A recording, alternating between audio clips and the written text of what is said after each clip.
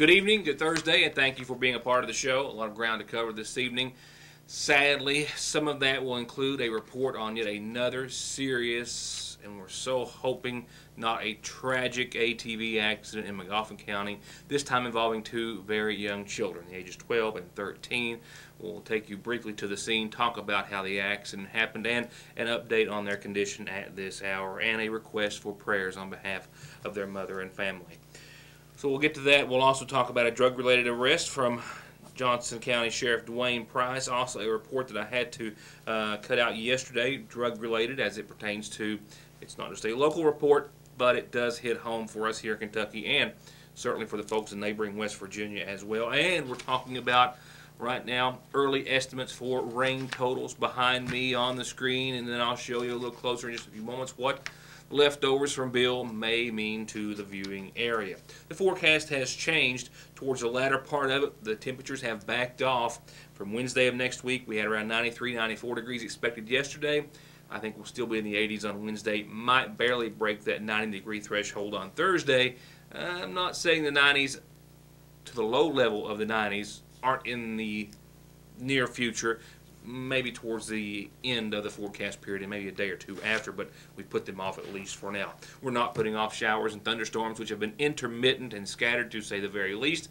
We'll talk to you about that in more detail. I'll give you a short-term and a long-term forecast as updated by the National Weather Service. All that and more in what's left of the half hour. Cameras tonight in two locations. The Magoffin County Board of Education meeting in regular session at 7.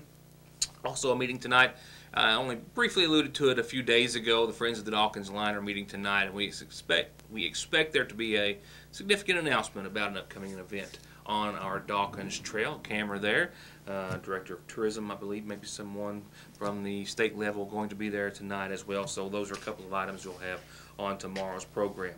The Supreme Court has today said that statements that kids make to or in front of their teachers about possible abuse at home or elsewhere can be used as evidence in court if the child does or does not testify officially in court. Justices ruled earlier today that defendants don't have a constitutional right to cross-examine child accusers if their comments were made to help teachers prevent child abuse. The ruling makes it easier for prosecutors to convict people accused of domestic violence. The case involves Darius Clark, a Cleveland man who was reportedly convicted of beating his girlfriend's 3-year-old child. Clark says reportedly that the trial denied him the constitutional right to confront his accuser when it said the boy didn't have to testify, but still considered statements he made to preschool teachers describing abuse at the hands of Clark. The Supreme Court reversed a lower court ruling that Clark's conviction should be thrown out. It will certainly change the landscape in that regard in cases to come. Sadly, there will be more. A quick break only for the purpose of a few reports, our top headlines rendering. I'll pick those up after just a couple of words from a couple of our sponsors. Hey guys, Jason Weffenstedt, sales manager at the all-new Hutch Chrysler Dodge Jeep Ram in Paintsville, Kentucky. Where, as you can tell behind me, we're just weeks away from opening our brand new dealership, and we want to invite everybody down to take a test drive and be entered to win a free vacation package from Hutch Chrysler Dodge Jeep Ram in Paintsville, Kentucky. They're only weeks away from their grand opening, but they're open for business today. So come in and get entered for a vacation package to be given away at the brand new Hutch Chrysler Dodge Jeep Ram in Paintsville. 297-5066. To get high-speed internet on their state-of-the-art fiber optic network for all of your home and business solutions, or to watch TV without a contract on over 200 digital channels with superb quality, or stay connected with family and friends with 24/7 telephone service you can always depend on, contact Foothills Broadband today. Or just click on their link to the right to find out how they're working to provide the latest in communications at affordable prices with exceptional service at Foothills Broadband. A young Magoffin County man tragically and suddenly died in a terrible ATV accident at the age of 22 just days ago. He was laid to rest by his family and friends earlier this week. Now a local family just days later is clinging to hopes that their small child will survive yet another serious ATV accident, this involving a four-wheeler. It happened off of Rockhouse Road in Magoffin County, where two young children ages 12 and 13 were on the machine last night.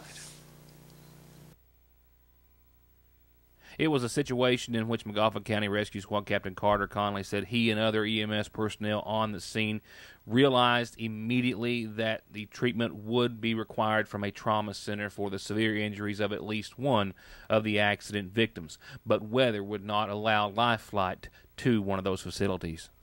On the scene of the first assessment, I saw traumatic injury to the side of the head of the female, and right then I knew this needed to be in a trauma center right away.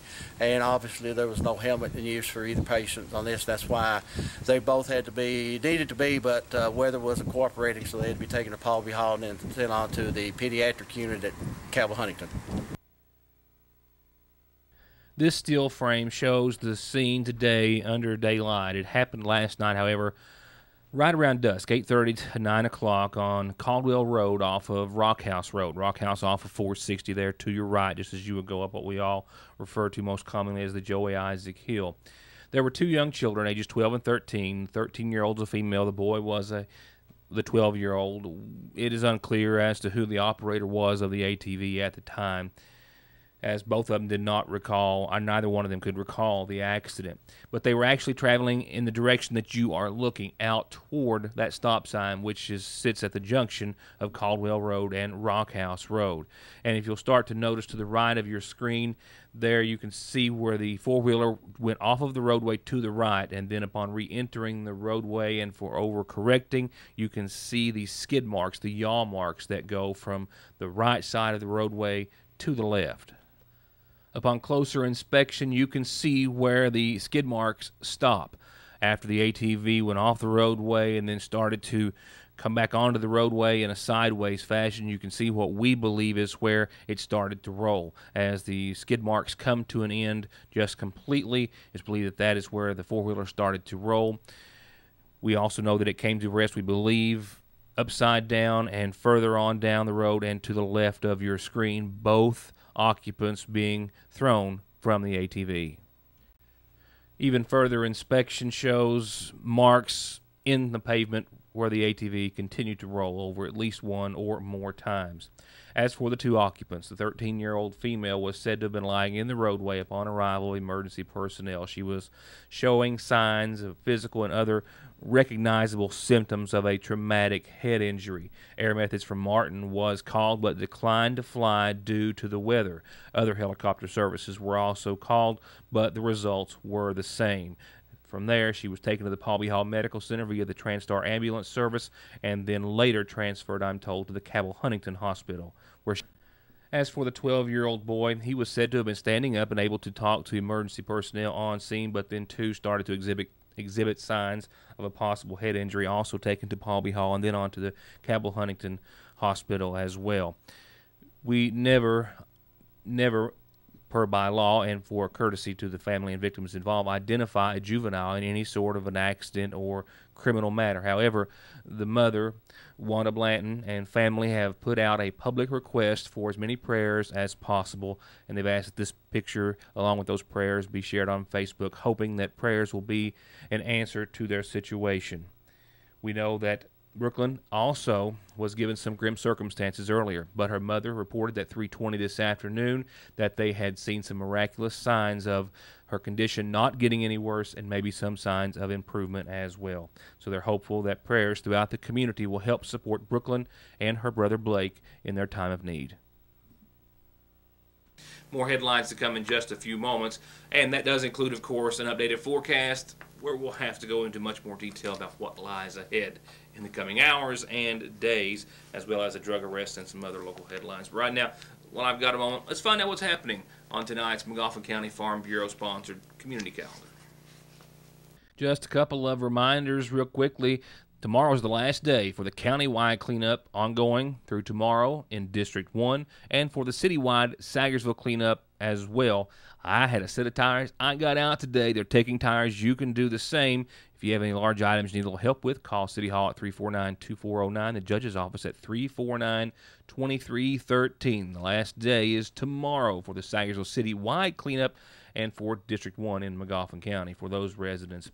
A reminder that Revival starts tomorrow night at 7 at the regular Primitive Baptist Church. Delbert Porter and Andrew Oliver will be there. Pastor Herman Russell invites you as well. It starts at 7 tomorrow night at the regular Primitive Baptist Church, and this is your invitation. I don't have it in the calendar, but a reminder, and they may have to take advantage of their provisions to move inside. The Magoffin County Relay for Life is tomorrow night. Starts at 6 o'clock at North Magoffin Elementary and goes till 12 a.m. Live entertainment, lots of different foods and concessions. The rain plan to go into the gym at North Magoffin is in place. The luminary ceremony will start at 10. They hope you will come and help celebrate their survivors and honor those who have lost the fight. If you have any questions, call John Howard at 349-8309. And if you've got a birthday, anniversary, or other announcement, call me or get that announcement to us any way you can. That's it for announcements for this Thursday. A few more messages and more top headlines, plus a forecast that's definitely on the wet side.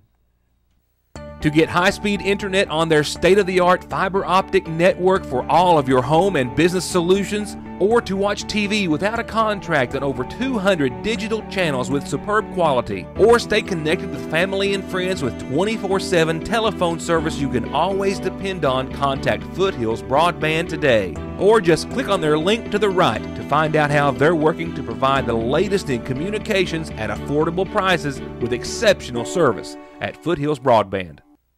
This morning, very early this morning, Johnson County Sheriff Dwayne Price says that members of his department responded to a complaint in the community of Thelma. A subsequent arrest took place thereafter. An investigation is ongoing into the latest drug-related arrest in Johnson County. Very early this morning, as early as could be, just after midnight, the Johnson County Sheriff's Department, represented by Deputies Justin Webb and David Pridemore, reportedly responded to an anonymous tip that they had received by the Johnson County Sheriff's Department. The deputies went to the home of a James M. Daniel, who is said to be 34 years of age, and is also said to live at 6789 Main Street in Thelma. The deputies' reports say that upon their arrival, they could smell a very strong odor of marijuana. And after some questioning, Daniel gave the authorities consent to search his property. After doing so, they located a number, they say, of marijuana plants inside an RV that sits on the property. They also say that they located various items of drug paraphernalia, and as a result of the investigation, Daniel was charged with cultivating marijuana, less than 5 plants, public intoxication, and drug paraphernalia to buy or possess. He was taken into custody and lodged in the Big Sandy Regional Detention Center. They also asked to note that assisting at the scene was Constable of District 2 Bob Hayden, and that the incident is still under investigation by Deputy Justin Webb. Sheriff Dwayne Price, as always, urges everyone in Johnson County to forward any knowledge that you may have of any illegal activity by calling the Johnson County Sheriff's Department at 789-3411, reminding you that you can remain anonymous. And on that note, we spoke of heroin, needle use, an HIV outbreak possibly on the horizon, and now numbers out this week indicate that it's not getting any better. Deaths by drug overdoses have been on the rise in the United States, with a majority of states recording increases from 2009 through 2013. Studies out this week say that across the nation, 44,000 people died from drug overdoses in 2013, and that's more than double the number in 1999. The study by the nonprofit group Trust for America's Health found that nearly 52% of the deaths were related to prescription drugs, and the number of overdose deaths increased in 26 states in the 4 years to 2013, and decreased in only 6 states across the nation. West Virginia has the distinction of having the highest number of drug overdose deaths per capita in the time period studied. North Dakota, the lowest. A significant difference, 2.6 per 100,000 population for North Dakota, nearly 34 fatalities for every 100,000 people in West Virginia. Overdoses outnumber car crashes as it pertains to fatalities in 36 states. The U.S. Centers for Disease Control and Prevention has declared prescription drug abuse an epidemic in the U.S., and all states except Missouri now have drug monitoring programs. And Kentucky closely trails only West Virginia in that respect. West Virginia, 33.5 overdose deaths from 2011 through 2013, compared to, as I said, North Dakota at the opposite end of that spectrum at 2.6 per 100,000 population. And while the entire state of West Virginia is seeing that average of 33.5 deaths per 100,000 population, of even greater concern for the city of Huntington. They will, by the end of this year, if numbers continue to follow as they have through all of 2015, they will have experienced 11 times the national rate of overdose deaths. Well, other numbers we need to discuss right now are related to your weather forecast, where we are expecting to see a few inches of rainfall from the leftovers of Bill. And that, of course, is in addition to the precipitation that a few showers and storms, for some many showers and storms that have passed through and are going to continue to do so over the viewing area in the next few hours. A whole lot of colors you don't want to see in this particular setting. Shades of green, yellow, and not too excited about the red. No severe weather. We've seen some good storms roll through the area. No damage left behind. Rain has been, well, it's just been dependent on where the showers have fallen. Here at the studio, not so much. I'm only showing 1/10 of an inch for showers that have crossed over the studio today. We are approaching nearly 2 inches of rainfall for the month of June thus far. And as you can see by local Doppler radar depictions at the near 6 o'clock hour, we still have some more showers and some storms to come. A really good sail there coming out of Louisville into Frankfort near the 6 o'clock hour. That should not have any bearing on our forecast throughout the overnight, but it's not to say that we won't see a few good storms roll through. And this has really nothing to do with Bill. The leftovers of Bill still way out to our west. Bill dumped in a tropical storm, or the remnants of a tropical storm, 8 to 10 inches of rain on some folks, for example, out west, and that is not a good thing. By the time it gets to here, that with current conditions could paint a scenario of 2 to 4 inches right now for the viewing area, as depicted here in this graph by the National Weather Service. 4 to 6 as it approaches Kentucky, and those numbers start to wane. We are firmly in the 2 to 4 inch category of projected rainfall. Now, that is a 3-day total that ends Sunday morning, and of course, we'll start to see Bill, the leftovers of which, I keep saying leftovers, start to ebb into our area by late tomorrow night, and definitely throughout the day Saturday is when we should pick up the majority of any rainfall that we'll see from this system. And with the background, the likes of which we may not see for a few days, we'll go into your Licking Valley RECC forecast, where we still hit 90 degrees today here at the newsroom. Rains have knocked temperatures down to about 80 at the 6 o'clock hour. You know where the humidity level is as of right now. And like I said, about 1/10 of an inch here at the studio. Some folks have seen none. Some folks have seen more today.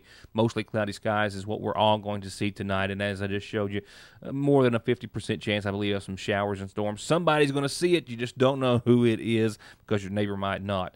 Tomorrow, we start to get into that area where we'll pick up on some more consistent rainfall for your Friday. Mostly cloudy skies again. Temperatures in the lower 80s, a bit more forgiving temperature-wise, and we'll see right at 69 again tomorrow night. Scattered showers and storms to the tune of 50% on your Friday night. That rain could start to pick up with tropical precipitation from Bill and whatever remains of Bill. And then Saturday, we'll see with that system rolling through winds. We're talking about out of the southwest on Saturday.